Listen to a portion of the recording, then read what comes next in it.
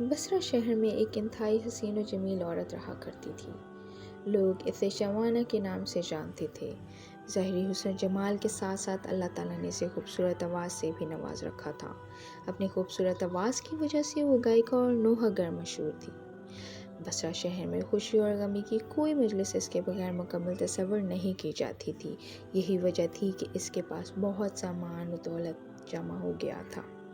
بصرہ شہر میں فقہ و فجور کے حوالے سے اس کی مثال دی جاتی تھی۔ اس کا رہن سہن امیرانہ تھا۔ وہ پیش قیمت لباس زیب تن کرتی تھی اور گراں بہار زیورات سے بنی سنوری رہتی تھی۔ ایک دن وہ اپنی رومی اور ترکی کنیزوں کے ساتھ کہیں جا رہی تھی۔ رستے میں اس کا گزر حضرت صالح رحمۃ اللہ علیہ کے گھر سے ہوا۔ حضرت صالح رحمۃ اللہ علیہ اللہ تعالیٰ کے برگزیدہ بندوں میں سے تھے۔ آپ عالم دین اور زاہد و عابد تھے۔ آپ اپنے گھر میں لوگوں کے وعظ اور ارشاد فرمایا کرتے تھے۔ آپ کے وعظ کی تاثیر لوگوں پر رقت طاری ہو جاتی تھی اور وہ بڑی زور زور سے آہ و پکار شروع کر دیتے تھے اور اللہ کے خوف سے ان کی آنکھوں سے آنسو کی جھڑیاں لگ جاتی تھیں۔ جب شوانہ نامی وہ عورت وہاں سے گزرنے لگی تو اس نے اس گھر سے آو دفان کی آوازیں سنیں۔ آواز میں سن کر اسے بہت غصہ آیا۔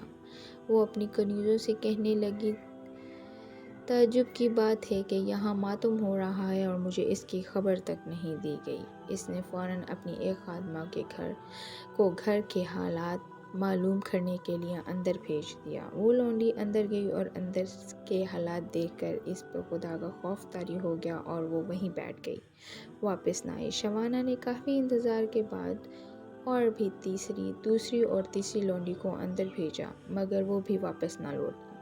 پھر اس نے چوتھی خادمہ کو اندر بھیجا تو تھوڑی دیر بعد واپس لوٹ آئی اور اسے بتایا کہ گھر میں کسی کے مرنے پر ماتم نہیں کیا جا رہا بلکہ اپنے گناہوں پر ماتم ہو رہا ہے۔ لوگ اپنے گناہوں کی وجہ سے اللہ کے خوف سے رو رہے ہیں۔ شوانہ نے یہ سنا تو ہنس دی۔ ان کا مذاق اڑانے کی نیت سے گھر کے اندر داخل ہو گئی۔ قدرت الہی کو کچھ اور ہی منظور تھا، لہٰذا جو ہی وہ اندر داخل ہوئی، اللہ تعالیٰ نے اس کے دل کو بدل دیا، اس پر اپنی رحمت بھری نظر ڈالی۔ لہٰذا جب اس نے حضرت صالح رحمۃ اللہ علیہ کو دیکھا تو دل میں کہنے لگی، میری تو ساری عمر ضائع ہو گئی، میں نے بدکاری میں انمول زندگی کرد کر دی، اب اللہ تعالیٰ کے غضب سے کیسے بچ پاؤں گی؟ اگرچہ وہ بڑا حلیم ہے مگر وہ حیا والا بھی تو ہے، وہ میرے گناہوں سے کیسے مجھے درگزر فرمائے گا؟ انہی خیالات سے پریشان ہو کر اس نے حضرت صالح رحمۃ اللہ علیہ سے پوچھا، اے امام، کیا اللہ تعالیٰ نافرمانوں اور سرکشوں کے گناہ بھی معاف فرما دیتے ہیں؟ آپ نے فرمایا، ہاں، وہ وعظ و نصیحت اور وعدے و عید میں سب انہی کے لیے تو ہیں تاکہ وہ سیدھے رستے پر آ جائیں۔ اس سے بھی اس کی تسلی نہ ہوئی تو پھر کہنے لگی، مگر میرے گناہ تو آسمانوں کے ستاروں اور سمندروں کی جھاگ سے بھی زیادہ ہیں۔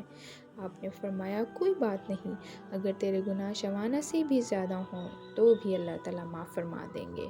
یہ سن کر وہ چیخ پڑی اور رونا شروع کر دیا، اتنا روئی کہ اس پہ بے ہوشی طاری ہو گئی۔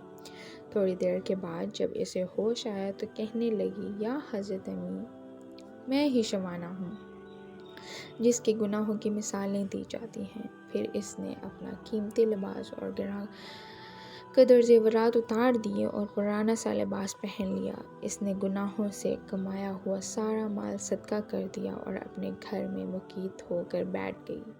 ساتھ ہی اس نے اپنے تمام غلام اور خادمین بھی آزاد کر دیے۔